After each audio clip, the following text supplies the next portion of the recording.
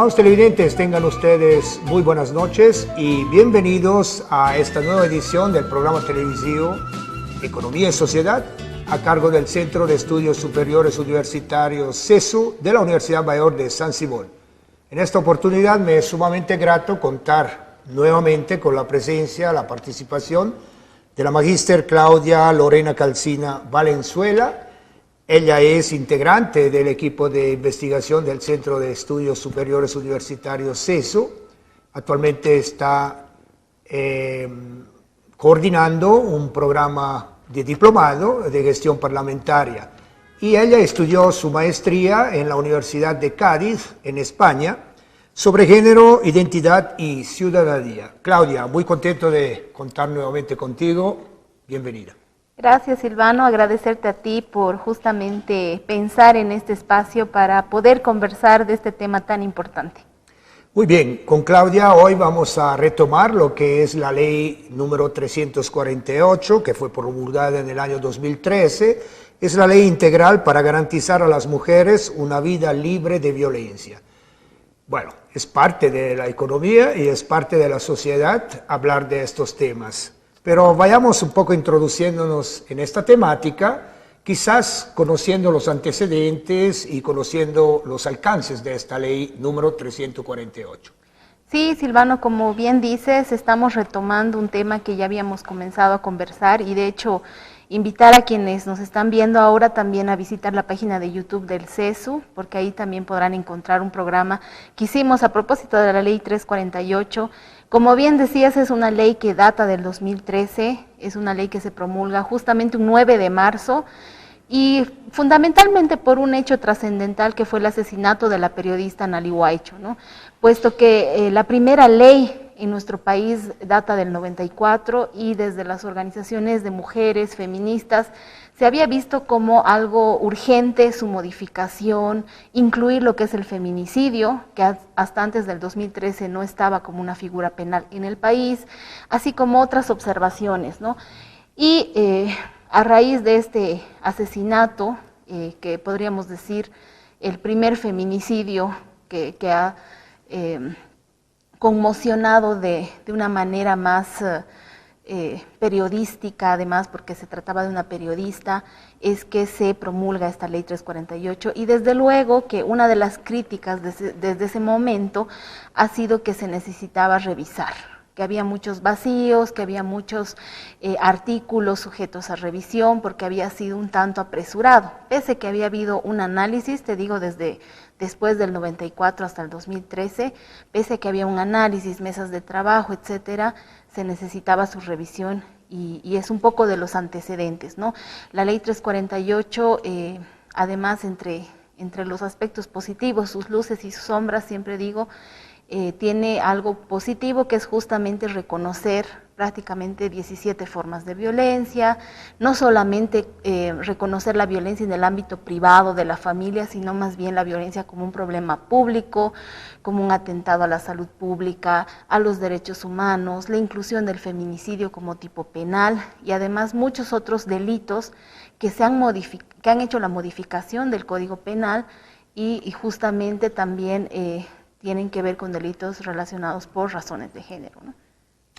Bueno, pasan los años y no es que hayan pasado muchos, pero ya se siente la necesidad de modificar algo en esa ley que en su momento, bueno, la saludamos con bastante entusiasmo. Entonces hay, digamos, estas nuevas ideas de modificar la ley. Entonces, ¿cómo es que surgen estas ideas de modificar la ley 348? Bien, algunas puntualizaciones son que justamente después de la promulgación de la 348 también se han ido promulgando algunos decretos supremos, ¿no? Justamente el 2145 para establecer presupuestos, también el 2610 y el 2019 el decreto supremo 4012, ¿no? Para también reforzar el tema de presupuestos, que era una de las principales críticas desde los movimientos de mujeres, desde las feministas, desde las instancias además que atienden estas violencias.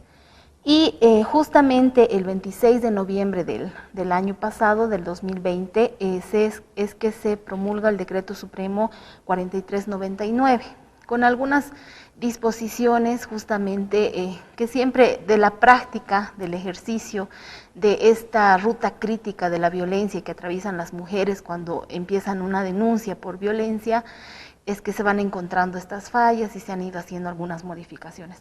Pero justamente en este decreto supremo del pasado año, en el 4399, se establece como una disposición transitoria que hasta el 15 de enero de este año, es decir, ya pasó la fecha, se iban a recibir propuestas para la modificación de la ley 348. En realidad, el propósito es hacer un anteproyecto de modificación de la ley 348 y en un primer momento se dijo que podría haberse promulgado también este 8 de marzo, ¿no? Yo creo que eso no va a ser posible porque en verdad el número de propuestas, todo el trabajo que se ha hecho se tiene que sistematizar y eso desde luego que va a conllevar tiempo, ¿no? Entonces, pero sí está pendiente este anteproyecto de ley o esta modificación en general de la ley 348. Entonces habían falencias en la ley 348. Por supuesto. Bueno, ¿cuántas propuestas? Nos has hablado de propuestas, ¿verdad? ¿Cuántas propuestas existen, se han elaborado y lo interesante sería saber desde qué sectores han surgido estas sugerencias, estas propuestas de modificación de la ley?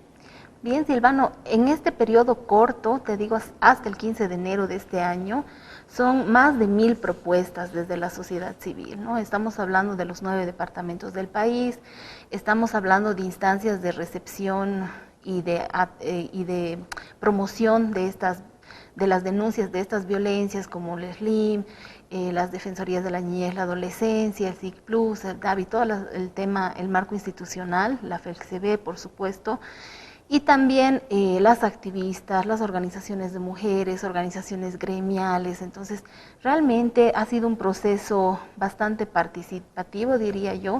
Estamos hablando de más de 1000 propuestas, además de sectores diversos. Y sobre todo, lo más importante, también con promotoras comunitarias, ¿no? Que son mujeres que han atravesado por situaciones de violencia. Lo más importante, te decía, es que todas estas propuestas, estas sugerencias, modificaciones, críticas, observaciones a la ley 348, la hacen mujeres que en su día a día, en su cotidiano, están acompañando también casos de violencia o mujeres que han sido víctimas de violencia y que justamente conocen plenamente cuáles son las falencias, cuáles son además los obstáculos en esta ruta crítica que las mujeres atraviesan desde el momento que deciden hacer una denuncia, ¿no? Entonces, creo que es una labor muy importante, muy titánica que tiene ahora el Ministerio, porque el Ministerio de Justicia y Transparencia es justamente el ente rector que tiene que garantizar, coordinar el cumplimiento de esta ley 348, ¿no? Entonces se enfrentan ante un reto de poder sistematizar todas estas propuestas y lograr realmente que esta nueva ley 348 esté más adecuada a la realidad boliviana y se tome en cuenta todas estas puntualizaciones desde la sociedad civil. ¿Cómo funciona eso del análisis de tantas propuestas? Desde el Ministerio se organizarán comisiones, participarán las personas que quizás han sido parte de lanzar estas propuestas. Sí, de hecho tiene que seguir siendo un proceso participativo en el que desde luego quienes han participado en departamentos o diferentes instancias van a seguir analizando, debatiendo y discutiendo, ¿no? He tenido la oportunidad de participar en algunas de las mesas en Cochabamba, entonces en la que han estado diferentes instituciones, colectivos, y creo que ese es el trabajo que se ha ido haciendo en cada departamento. Ahora, desde luego que al Ministerio le tocará encarar este proceso también de manera participativa y escuchando y recogiendo todas estas voces, ¿no? Y desde luego que va a ser una labor, como ya te decía, muy titánica, porque estamos hablando de un gran número de propuestas y además de un debate sobre muchas de las críticas, ¿no? Que también yo creo que podemos ir conociendo o ahondando ahora en el programa. Justamente, hablamos un poco de las principales críticas que se han, digamos, hecho a la ley 348. Sí, Bueno, como te decía, entre estas luces y sombras, y que se han ido subsanando algunas cosas, y que desde luego, valga la aclaración, si bien la ley confiere un estatus de humanidad a las mujeres, de esta ciudadanía de segunda que siempre yo resalto y puntualizo, no garantiza una ley per se que todos los derechos se cumplan, porque no es una varita mágica, ¿no? Y de hecho la ley 348, aún con estas críticas que vamos a ver, es un mecanismo de exigibilidad y es desde luego además una ley que tiene bastantes aspectos positivos pero que no se están cumpliendo. Entonces una de las principales críticas, más allá de su modificación para empezar, es justamente que es el reto, avanzar en su efectivo cumplimiento y en que se garantice todo lo que dice, ¿no? Gratuidad, celeridad, los principios, etcétera, ¿no? Ser prioridad, y mucho tiene que ver con voluntad política y con otros aspectos, ¿no? Sin embargo, entre las críticas importantes y en este debate que te decía, la ley integral habla de la mujer, de la familia, y tiene artículos contradictorios, ¿no? Hay un artículo que es justamente el 47 que nos habla de trato preferente, ¿no? Y este trato preferente responde justamente a todos los convenios, tratados internacionales que Bolivia, el Estado boliviano, ha suscrito, ha ratificado, ¿no? Y que que la Constitución recoge todos estos tratados que Bolivia se ha comprometido, ¿no? Y estos tratados internacionales dan cuenta de que en el mundo, lamentablemente, por criterios de sistematicidad y por el número, son las mujeres quienes son mayormente víctimas de la violencia machista, de esta violencia de género, cometida principalmente por hombres cercanos a ellas, ¿no? En feminicidio, en violencia, hay un sinfín de estudios, de estadísticas de la Organización Mundial de la Salud y de diferentes entidades que dan cuenta de 1 de cada 3 mujeres ha sido víctima, 7 de cada 10, entonces son datos alarmantes. A raíz de eso, el artículo 47 nos dice que el trato preferente siempre va a ser, en casos en los que haya esta discusión, siempre se tiene que tomar en cuenta a las mujeres, ¿no? Sin embargo, hay un artículo, el 5, que habla de personas en situación de vulnerabilidad.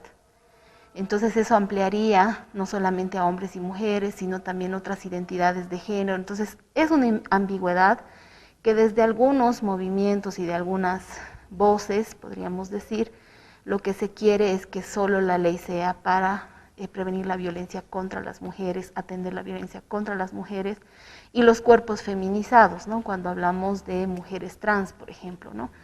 Porque si bien no hay estudios en el país, algunas activistas han dado cuenta que algunos hombres han utilizado la ley 348 para denunciar violencia cuando fue en legítima defensa, por ejemplo, ¿no?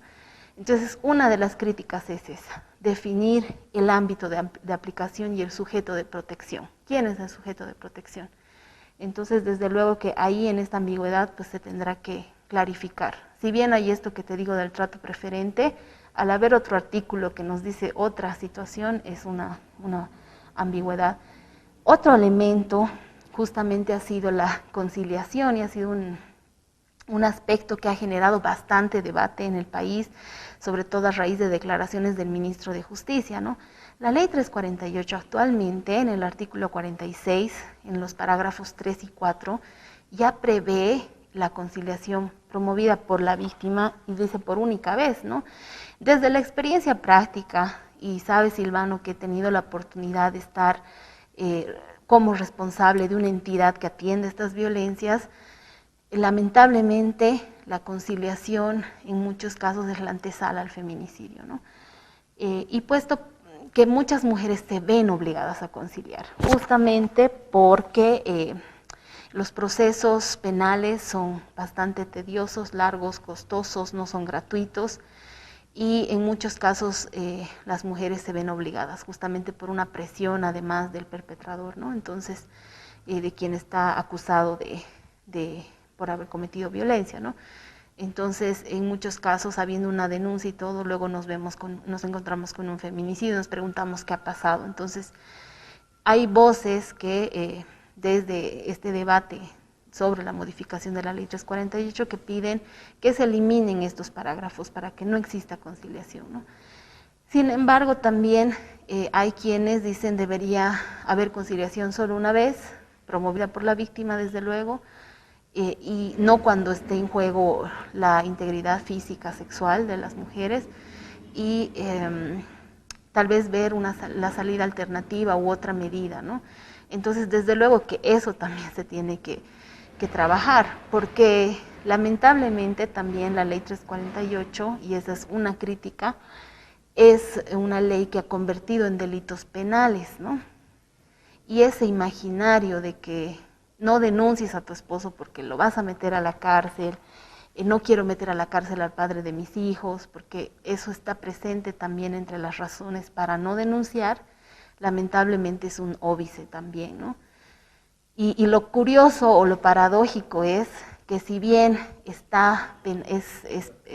los tipos son penales y hay este imaginario de los agresores a la cárcel, en los casos de violencia familiar o doméstica, que es el tipo penal en estos casos, no hay, de 100 agresores apenas uno tal vez tiene sentencia, ¿no? Y la sentencia además es de 2 a 4 años, está la suspensión condicional de la pena y el perdón judicial, y en muchos casos, habiendo sido sentenciados a 2 o 3 años, no están en la cárcel, por ejemplo, ¿no? Y no es el hecho, y ahí también quiero ser clara, de que querramos que todos los agresores estén en la cárcel, pero lamentablemente, si hay un contexto de impunidad y si este mensaje es que puedes ser violento y salir campante, es también lo que permea en muchos casos de feminicidio, ¿no? Complicado.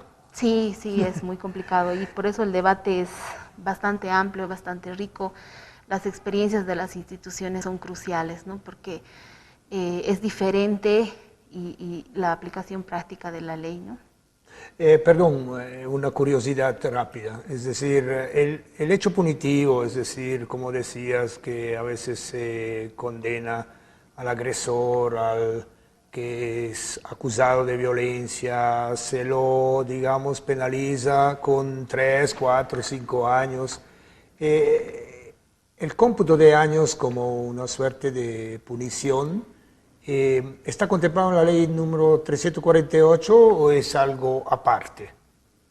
Está justamente en un artículo específico donde se incorporan todos estos nuevos delitos, incluido el feminicidio, es que está las agravantes, atenuantes, cuántos años, y en el caso de la violencia en el contexto de pareja, justamente es el título de este tipo penal es violencia familiar o doméstica y la sanción penal es de 2 a 4 años.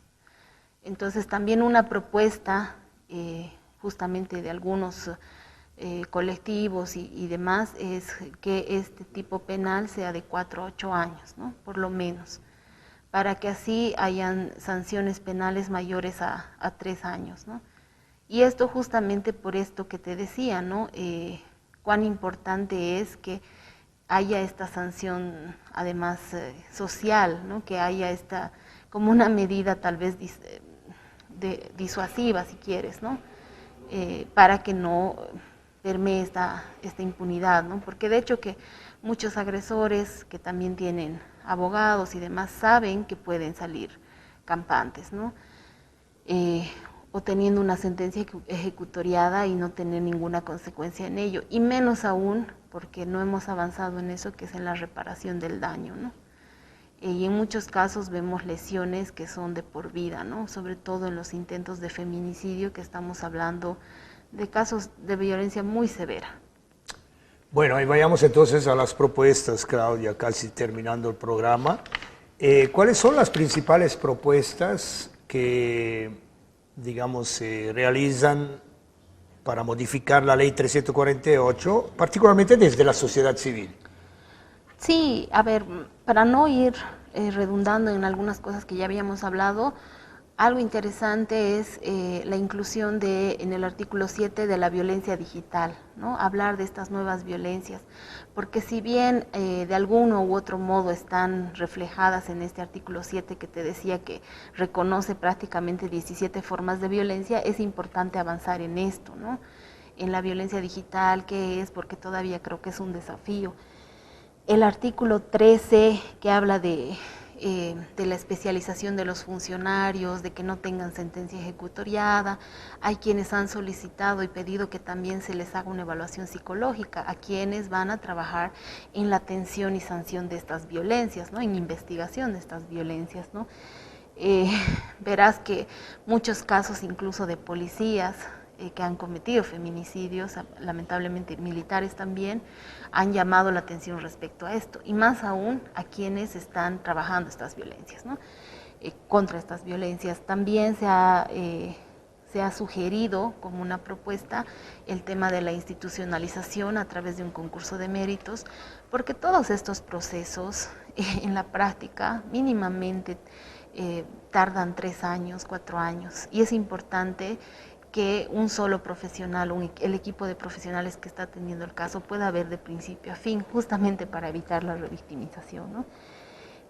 También en el artículo 20 de la 348, que nos habla específicamente de lo que es el ámbito de la salud, se ha pedido, se ha solicitado que se especifique un numeral para hablar exclusivamente de la atención gratuita, ¿no? Que esté escrito, que no se sobreentienda y que realmente las mujeres que han sufrido violencia pueden tener esta atención médica gratuita, incluso en clínicas privadas, ¿no? El artículo 46, que ya te decía, el tema de la conciliación, estas voces divididas de la salida alternativa por única vez, o en todo caso no permitir la conciliación, ¿no? Entonces eso seguramente va a ser uno de los elementos más discutidos, más debatidos, ¿no? Sobre todo a raíz de lo que también dijo el ministro, ¿no? Hay otras propuestas en el ámbito de educación también, sobre todo en el ámbito laboral, que de hecho el Ministerio de Trabajo tiene que elaborar los protocolos para estos tipos de violencia, y muchos de los compromisos asumidos de estos decretos supremos que también te había mencionado, ¿no? Algo importante, y que de hecho hay una propuesta de ley de la Defensoría del Pueblo, es qué pasa con los hijos, con las hijas de las víctimas de feminicidio. Entonces también se está solicitando que en esta nueva ley se estipule realmente responsabilidades, porque en el entendido de que el feminicidio también es pues un crimen de Estado, ya sea por la omisión, la negligencia sistemática, desde luego que se tiene que velar. Sabes que estoy haciendo una investigación de feminicidio en Cochabamba, y solamente de la revisión de 170 casos hay más de 200 niños, niñas huérfanos y huérfanas, ¿no? ¿Qué pasó con ellos? Necesitan terapia especializada, necesitan, además, en muchos casos están atravesados por una precariedad económica, entonces no hay ni siquiera un registro. Y ese es otro tema también pendiente en las propuestas, los datos. Se tiene que avanzar en los datos, y se tiene que avanzar además que tengan indicadores sociodemográficos, lo que también permitirá la formulación de políticas públicas y también la investigación social, ¿no? Que es un tema que nos atañe. Bueno, Claudia, para terminar el programa, ¿qué diría yo? ¿Cómo se puede decir? ¿Alguna puntualización, alguna aseveración alrededor de lo que tú sientes que es importante llegar a modificar la ley? Bueno, yo creo que volveré a lo que te decía hace rato, más allá de la modificación de la ley, creo que en este momento que nos encontramos en la antesala de las elecciones subnacionales, creo que es importante la voluntad y el compromiso político, porque en tanto no haya eso, muy difícilmente se va a avanzar, ¿no? Tú sabes que el año pasado se declaró el año en contra del feminicidio y el infanticidio, pero en acciones concretas y reales no hemos visto nada, estando en una cuarentena rígida, sabiendo que las violencias lamentablemente se perpetran en el hogar, sabiendo que hay muchas disposiciones de la ley que no se están cumpliendo, una fundamental que es la campaña y estrategia comunicacional desde el Ministerio de Comunicación. Todos los medios de comunicación están obligados a sumarse a esta lucha en contra de las violencias, prevención, porque creo que es, y solamente a veces las campañas se enfocan a cuando pasa el hecho de violencia, ¿no? Pero ¿qué pasa con las identidades de género? ¿Qué pasa con los derechos? ¿Qué pasa con esta maternidad? ¿Cómo nos educan? Etcétera. Son muchos temas pendientes para poder trabajar en contra de las violencias, ¿no? Entonces, creo importante y ojalá que quienes asuman las entidades territoriales autónomas en gobernaciones, en alcaldías, tengan la suficiente voluntad política para poner fin y erradicar las violencias contra las mujeres, contra los niños desde luego, pero todas las violencias, ¿no? Muchísimas gracias, Claudia. Gracias a ti, Silvano. Estimados televidentes, el día de hoy estuvimos con la magíster Claudia Lorena Calcina Valenzuela y hablamos con ella de las propuestas de modificación a la ley 348, la ley integral para garantizar a las mujeres una vida libre de violencia. Una ley que ha sido promulgada el año 2013 y que ahora, bueno, amerita ciertas modificaciones. Vamos a esperar que el programa ha sido de su agrado. Gracias por su fidelidad. Sigamos cuidándonos los unos y los otros. Muy buenas noches.